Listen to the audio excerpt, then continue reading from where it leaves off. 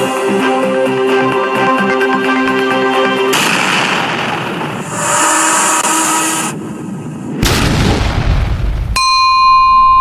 fellow Biafrans, Christians all across the world, Christians in Nigeria, I say good morning, good afternoon, good evening, good night. Depending from where you're listening to the sound of my voice, this is the Biafra Superstars Media.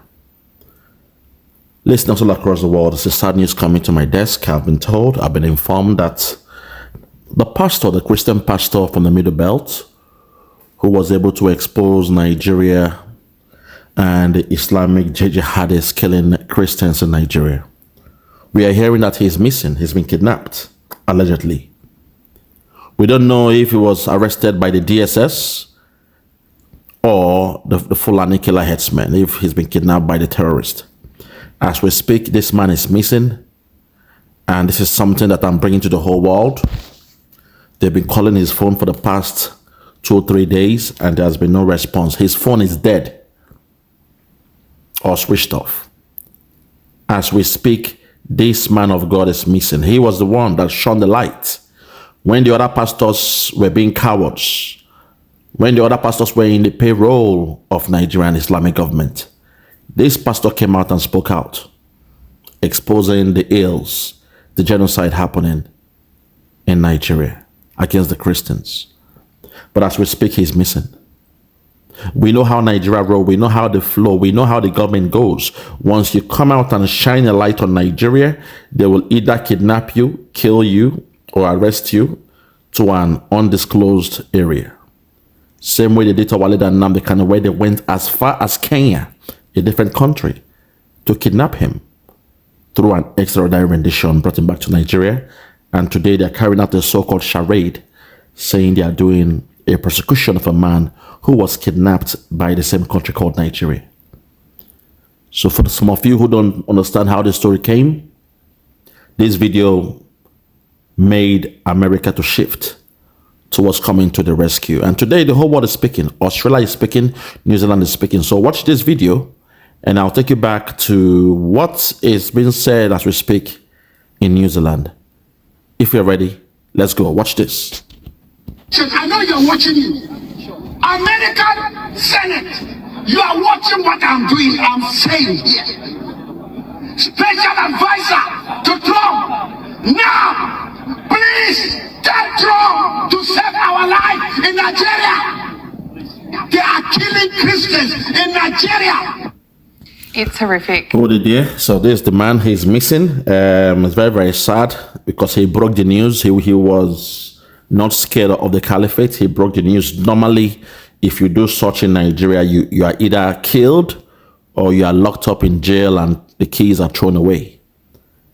In most cases, there is no trial for you. There is no court date for you. You'll be taken to an undisclosed area somewhere in the north and you'll be locked up and the keys thrown away. Your family will have no access to you. Your wife, your children, your loved ones, they will have no access to you. Unfortunately, this gentleman, this man of God is missing. So we are calling on the whole world, please give Nigeria 24 hours to release this man. We don't care if they claim they don't know his whereabouts, then the terrorists have got him. If the government is lying, they don't know what is happening to this man or what has happened to this man. It means they are either lying or the terrorists have laid their hands on this man. So let's take it back and watch what the media is saying about this gentleman. Let's take it back from the start. The persecution of Christians in Nigeria has reached crisis levels, with thousands of Christians being slaughtered. US President Donald Trump is now instructing the Department of War for possible action. Joining us now is Bernard Tutunji, National Director of the Aid to the Church in Need Australia and New Zealand. Bernard, thank you so much for joining us to talk to us about what's happening in Nigeria. Christians, of course, are being slaughtered and Islamist militants are reportedly burning down villages. And recently a pastor made this desperate plea for the president to step in, a warning that this vision is distressing. United Nations, I know you're watching it. American Senate, you are watching what I'm doing, I'm saying here. Special advisor to Trump, now, please tell Trump to save our life in Nigeria. They are killing Christians in Nigeria. It's horrific. to see that vision, to hear the reports of what's coming out of Nigeria. Can you shed some light on what's happening there? Look, what that pastor's saying, it's sheer desperation, because this isn't a new situation. This isn't ever a fragile situation that's about to get worse. It's as bad as it can almost get.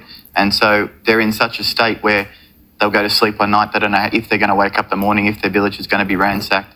So it is just this desperation where you reach out and you just call for those who might be able to do something.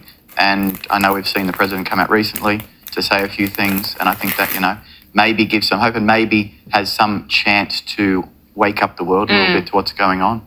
Let's talk about what Donald Trump has said. He's announced that the US will immediately stop all aid and assistance to Nigeria if its government continues to essentially allow the killings of Christians. He wrote on Truth Social that the US may even go into Nigeria to, quote, completely wipe out the Islamic terrorists responsible. He posted, "I'm hereby instructing our Department of War to prepare for possible action.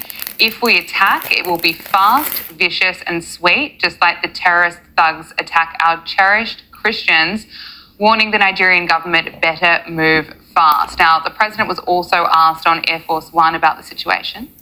They're killing record numbers of Christians in Nigeria. And they have other countries very bad also.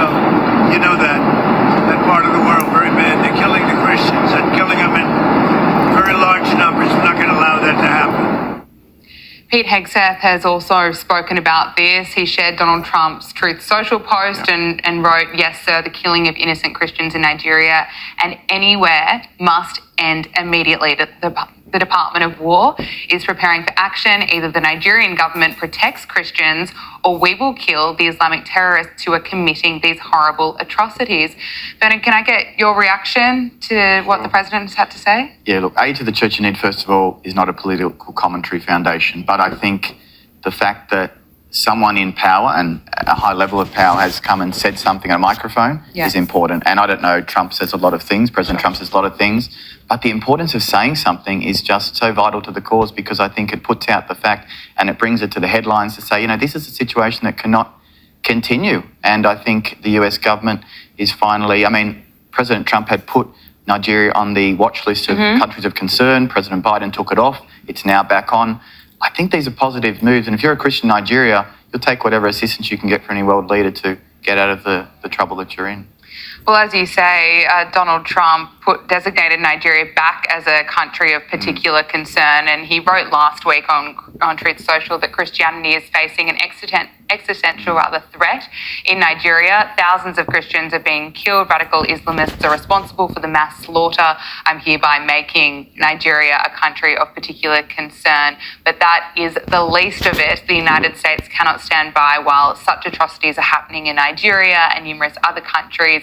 We stand ready, willing and able to save our great Christian population around the world. Now, since Donald Trump posted about that, singer Nicki Minaj actually shared Donald Trump's message to her 30 million followers. She wrote, "Reading this made me feel a deep sense of gratitude that we live in a country where we can freely worship God. No group should ever be persecuted for practicing their religion. We don't have to share the same beliefs in order for us to respect each other.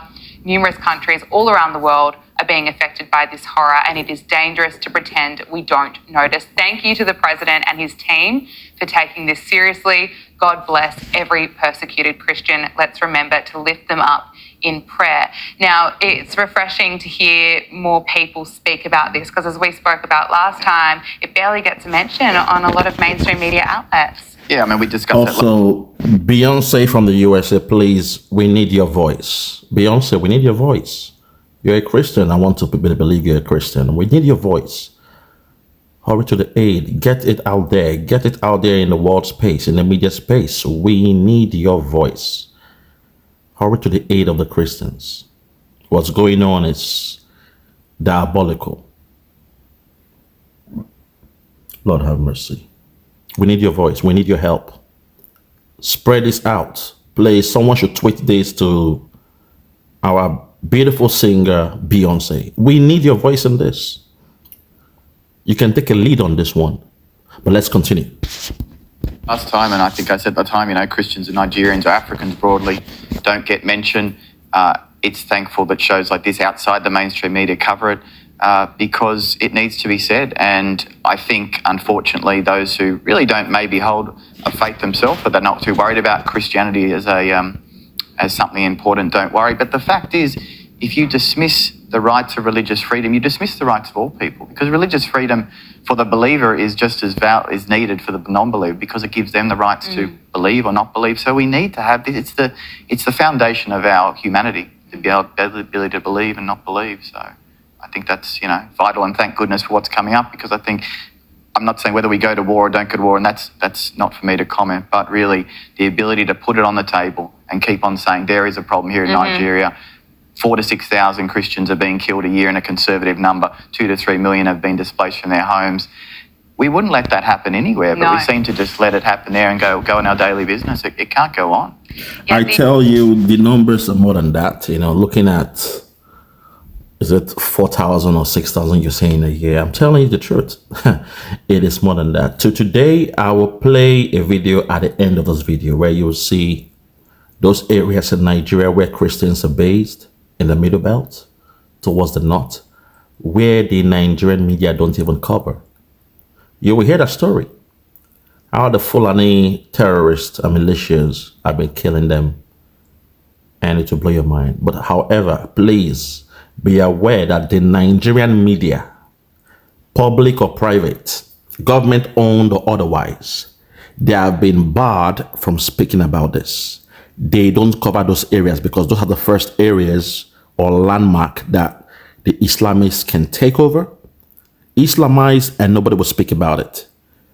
The only reason why you're hearing it now, they're coming towards a more pronounced area like Benue and Plateau State.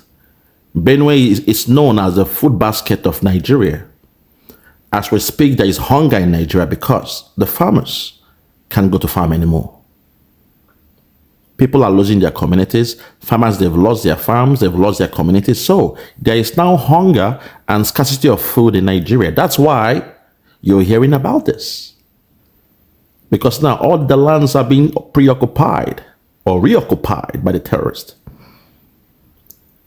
But the outskirts, it happens every day. That's what I'm saying. The numbers are miscued. I think we are being generous if we say 70,000 or something have died within a year. That we are being generous.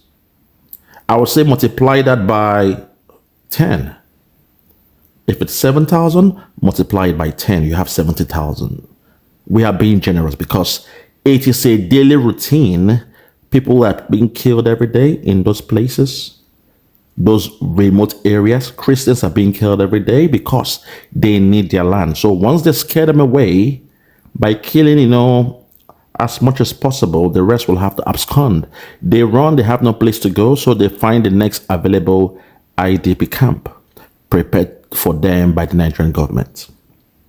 Once they leave their communities, their villages, they move to the IDP camp.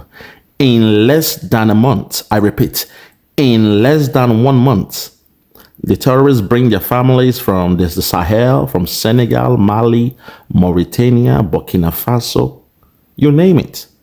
They come all the way trekking into Nigeria, undocumented aliens.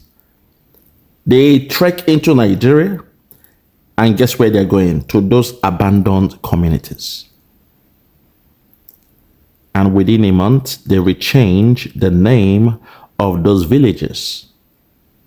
Suddenly, a Christian community is now an Islamic community. So this is the process they use to Islamize Nigeria. Chase away the Christian, do some, gruesome killing, some genocide. The rest will run away because they are civilians. Civilians are living there, Christians who are civilians.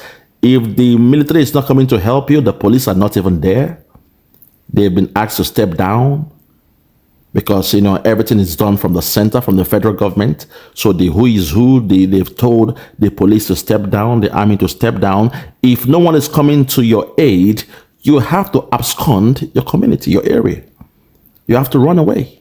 So that's the strategy they are using. All the remote areas where the media don't cover, they have all been Islamized in a process that Biafra Superstars Media, I tagged it the Islamification process, where they tell you convert to Islam or die.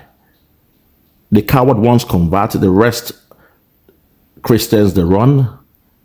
Once you run, then your land is taken over. Even those who remain there, they see them as fake, Muslims, and they're being killed. So when they say Muslims are also being killed, if you do your research, you will see those are the ones they call, the fake Muslims, that they are not real, that they don't practice the proper way. They cannot, recite the Quran in Arabic and the rest of them. They don't believe in Sharia. They are a bit more modest. Those are the ones they kill. But any Christian on the way, gets annihilated. This was happening in Nigeria, but nobody is speaking about this. The Nigerian media is speaking about this. So at the end of this video, I will show you a testimony that was recorded and translated. So you will hear the story, the ordeal of the real Nigerian Christians being killed in the remote areas. The Nigerian media will never speak about this. It will never be televised on TV, not even on social media, because to them, those guys, they are condemned to die. They are disposable. They are condemned to die. Christians. Those lands, it's okay for the Islamist jihadists to take those lands, according to some Nigerians from the other tribe who just want to make peace with the caliphate. We've told them there is no peace. The end goal is Islamization. There is no peace with Islam. But they believe it is politics. They are happy to play a second fiddle, to be a vice president to an Islamic president from the north. There's the politics they're playing. So please keep on going in this video, then I'll play that video for you, a testimony for you to see the real Nigerians who speak not even English, who speak their native tongue, but it was translated into English. So you will hear the horror tales. You will hear what they go through every day for being Christians in Nigeria. Let's continue. Let's continue. International watchdog group Open Doors reported that nearly 70% of Christians killed last year for their faith were in Nigeria. Groups like Boko Haram, Islamic State West Africa Province and Fulani militants are being blamed for most of the attacks, often targeting Christian farmers. Rights groups estimate that between, as you said, 4,000 to 6,000 being a conservative estimate, some are reportedly even there are reports of up to 8,000 Christian deaths annually. Yet Nigeria's president says that Nigeria stands firmly as a democracy governed by constitutional guarantees of religious liberty. He wrote, "The characterization of Nigeria as religiously intolerant does not reflect our national reality, nor does it take into consideration the consistent and sincere efforts of the government to safeguard freedom of religion and benefits for all Nigerians. Religious freedom and tolerance have been a core tenet of our collective identity and shall always remain so." What do you make of that statement? His response is a political response. He talks about constitutional guarantees and religious liberty as he should, but that's not the experience on the ground. And these Nigerians who are fighting for their life or fighting for their freedom don't really see that. In Nigeria, there used to be a situation where the vice president and the president, one would be Christian, one would be Muslim. And this went on until 2023. We don't have that now. We have a Muslim ticket. I'm not saying that's at its heart problematic, but it's not a representation of half the population, which is Christian. So they can't buy land to build a church. They can't take on government jobs. There are restrictions on them and the way they live and move. And so the president can say that, and maybe that's, he's doing the best he can at best, but it's not working and it's not enough on the ground because the Christians can't live in that pasture at the very beginning. Yeah. It's desperate to be heard, for someone to reach out and do something for them. The Aid to the Church in Need recently launched its Religious Freedom in the World report. It found that more than 2/3 of humanity, more than 5.4 billion people, are living in countries without full religious freedom. I mean, that's just astonishing. Can you talk to us about this report, some of the threats to religious freedom, and how countries in the West have also seen a sharp rise in hostility towards religion? Yeah, definitely. 5.4 billion. It's 2/3 of the world's population living in countries that are known for persecution, direct persecution, or at least discrimination against Christians in a major sense. It's a massive number. Unfortunately, it's not new. We've been doing this report for 25 years, every 2 years, and the numbers sort of vary up and down, but generally the trajectory of heading upwards. And it shows basically that often it's an authoritarian sort of government or a jihadist problem that's putting pressure on the people, or a nationalism that's putting pressure on the people to live their faith, to practice their faith. The reports also show stories of hope where people are living through this. They're doing the best they can to live their faith, to live their lives. But I think what the report seeks to do is, much like what we're doing here, is put an advocacy out and remind people that this is a serious problem and that governments need to pay attention, because it's not just a small portion of the population. We can forget that here in Australia. But even you mentioned, this, what we call polite persecution in places, Western countries, in France, in Greece, in Spain, where churches are being bombed or firebombed or vandalised. I mean, the rise of anti-Semitism. It's not just about Christians, it's about people of all faiths really suffering at the hands of multitudes of people under this jihadist authoritarianism or nationalist governments and on ideas. And we need to keep putting on the table, we need to keep talking about it to make some traction, make some headway. Bernard, you were part of a private audience with Pope Leo XIV where the Holy Father was presented with this report. How did the Pope respond? Yes, it was a great privilege. 25 of us went from aid to the Church in Need, met the Holy Father. We presented the report to him. This is the first time he had received aid to the Church in Need. He spoke to us about the importance of religious freedom as a foundation, as a bedrock for all people, whether they be people of faith or not. He encouraged our benefactors and supporters to continue to do this good work and remember that everything we do has an effect on the population of the world to, make our lungs breathe a little bit clearer and to continue to do good work. So he gave us our blessing, he sent us out, and, what we try to do now back in our countries is really bring this to the fore, to take opportunities where we can to bring peace about. Everyone wants peace, but peace is not easily come by and you have to actually do things to make it happen. So it was a beautiful opportunity. I think he's right behind us and he definitely wants us to continue to spread that word of bringing peace to people. So my people, as I promised you all, I will bring a first-hand testimony from those areas that have already been conquered, those Christian communities that have already been taken already way back by the Islamic Fulani jihadists. Areas like this, they don't speak English. In fact, they speak their mother tongue, and they also recite the Bible in their mother tongue. I want you to hear the first-hand account, an eyewitness account. This happened to this woman and her family. Her husband was killed by terrorists while they run with their 5 children. These are the stories you will never hear from Nigerian government, the Nigerian media, the private media, even the social internet bloggers who just, make some breaking news, some trending news to make some money online. But just to let you understand that this didn't just start yesterday. What we are saying didn't just start yesterday. It's been going on in the outer lands of Nigeria, those remote areas where Christians are based, have all been taken and Islamized. And now the Islamist terrorists, they are encroaching upon the main cities, the popular cities like Benue, Plateau, Kwara State, Imo State, Enugu State, you name it. So this testimony from this lady will blow your mind. She spoke in her native language, which I can't even, I don't even know.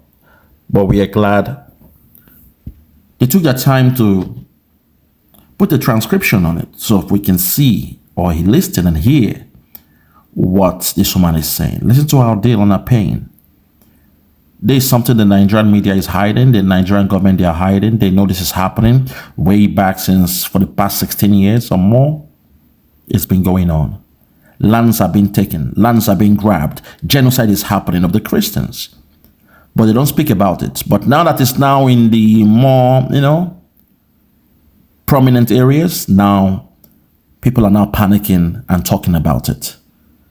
Listen to our story and it will blow your mind. A very, very sad one. Listen.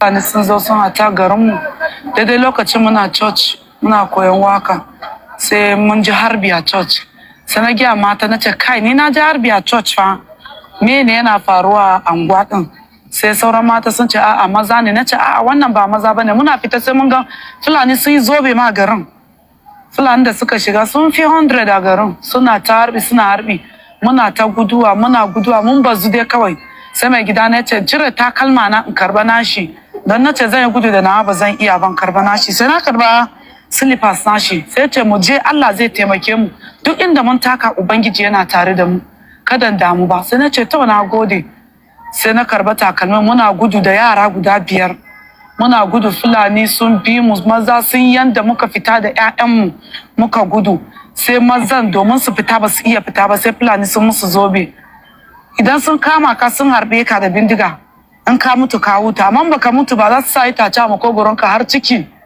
ka yi ta birgima har ka mutu ko kuma su raba ka biyu so mai gida na ya gudu sai ya shiga cikin loton guza da ya boya cikin loto sai sun je sun cire shi sai mutum Fulani ya ce barna ba ni ne kana min taurin kai sai ce aba ja'o ni ne kuma zaka kashe ni mu da muna tare da kai sai ce sabuwa da kaza baya hana yanka ni ne zan kashe ka bare sai ce to shikenan amma ka yi hakuri zai magana da iyalaina sai sun bar shi sai ya kira ni a waya ya ce mun shiga hannu fa don ni na business abubuwa da yawa na yi sai ce mini kudin da kin manta da shi a pillow 320 na dauka idan sun bar ni zan ka miki in sun kashe ni kuma to shikenan mu hadu a lahira kawai amma in za business ni ki ce su duba aljuna akwai kudi a ciki sai muna ciki haka nace ka daina irin wannan maganan mana kai ka sa ka dogara ga Allah wai aya ba za ki ga abin da na gani bane ubangijin Allah zai taimake ki da yara nace to na gode amma ka dogara ga Allah Allah zai taimake ka muna ciki haka sai na ji random sai sun dauki waya wai hello kina ina ne ai mun riga mun kace mijinki ki zo mu auye ki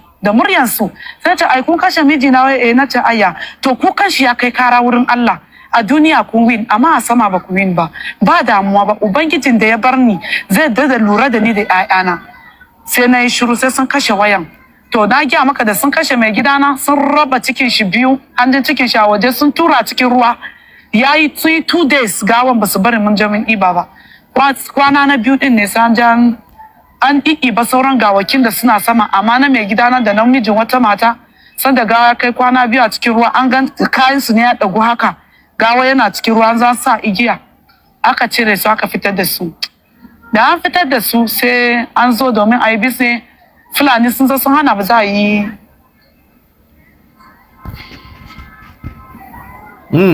ba za a yi biso din ba sai ya isa haka. Sorry, she cannot continue. Sorry, she cannot continue. That's the pain.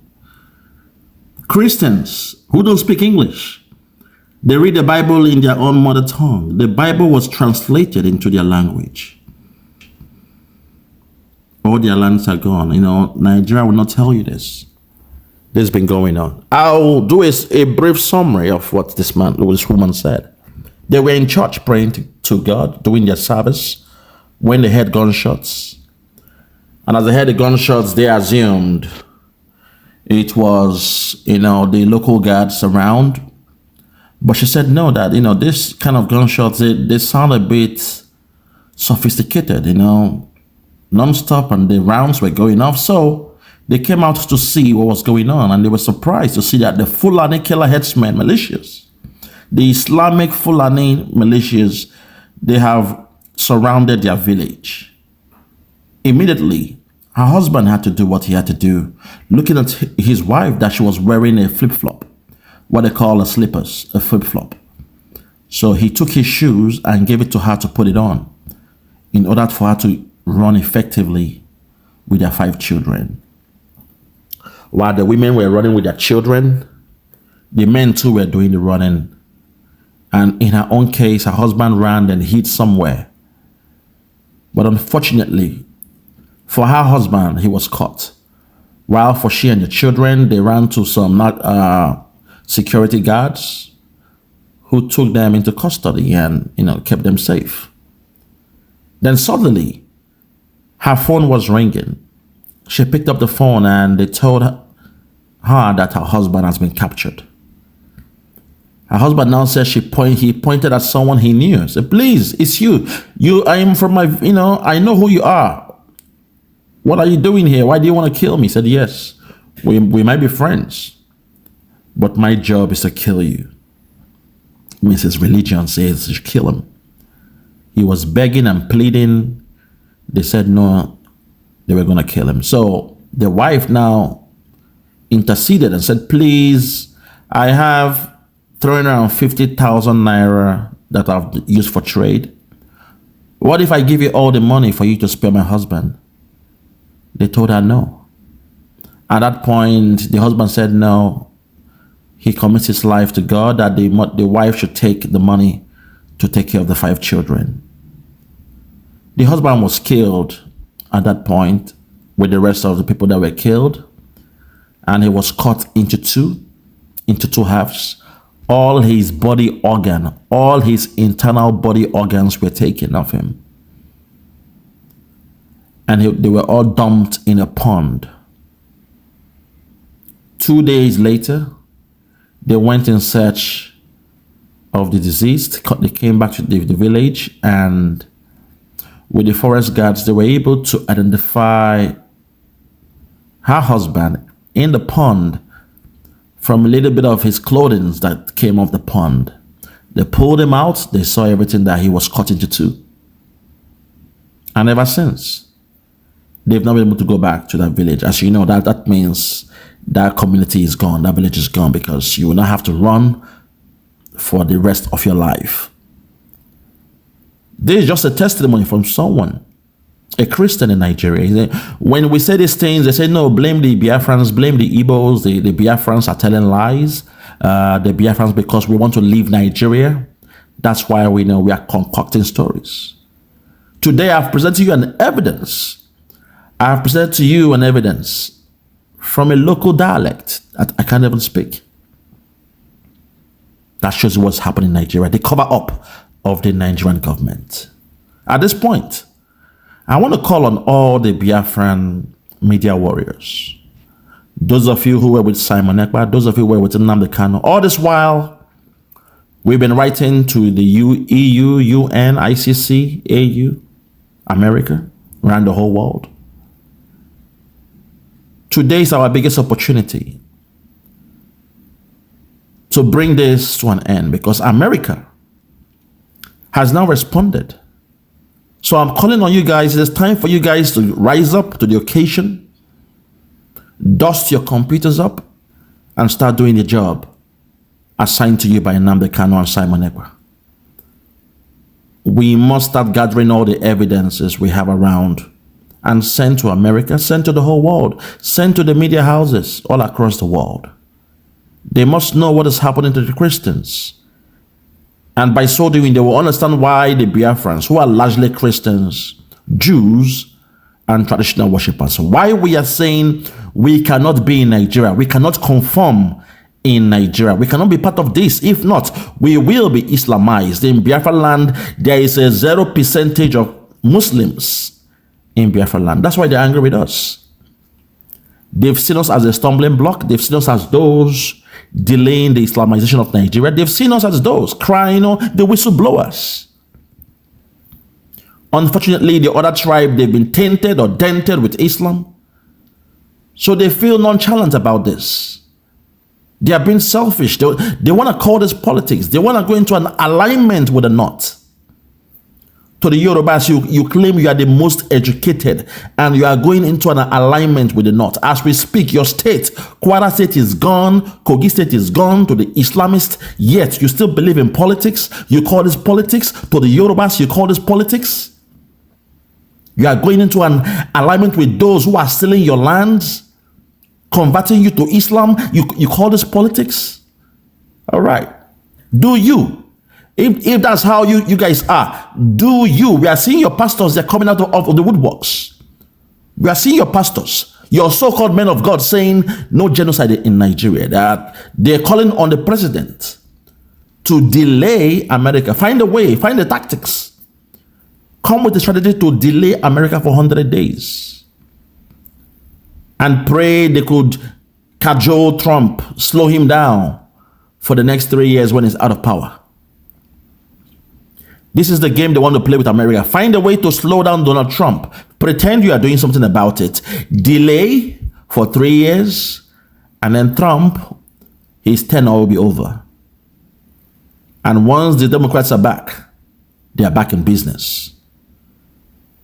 This is the game they are playing in Nigeria. Please, America, do not fall for this. 16 years is too much. As we speak, Christians all across the North, they have been subjugated. America, hurry to the aid of the Christians. To the Biafrans, all the media waters, I'm calling you guys out now. Stop the in-house fighting. Stop the backbiting and the in-house fighting. It is time. We have a job to do. Share this news. Make videos on this. Don't make me be the only one doing videos on this every day. Come out and make videos on this topic. Let the whole world know what's going on. Be your brother's keeper. We are Christians as well. Let the whole world know what's going on. To all the media waters, I'm calling upon you now. Now is the time that Simon Ekpa needs us.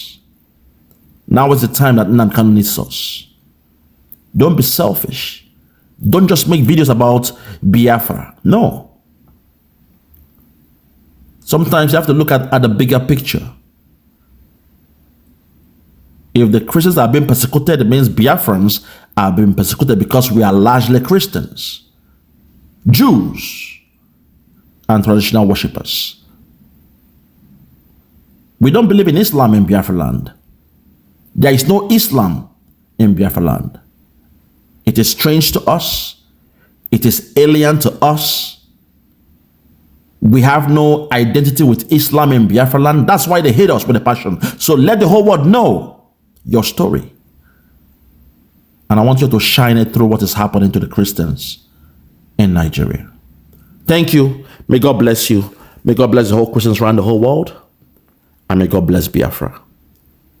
Before I go, we must make sure that pastor, we must make sure he's released.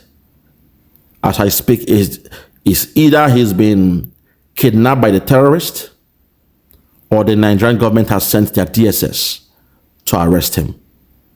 We must make sure he is released. Thank you. May God bless you. And may God bless Biafra. Thank you. Every one of us must rise up. The armed forces are not neutral. They collude. They collude. They collude with the armed bandits that kill people, kill Nigerians. They facilitate their movements. They cover them. If you are depending on the armed forces to stop the killings, you will all die one by one.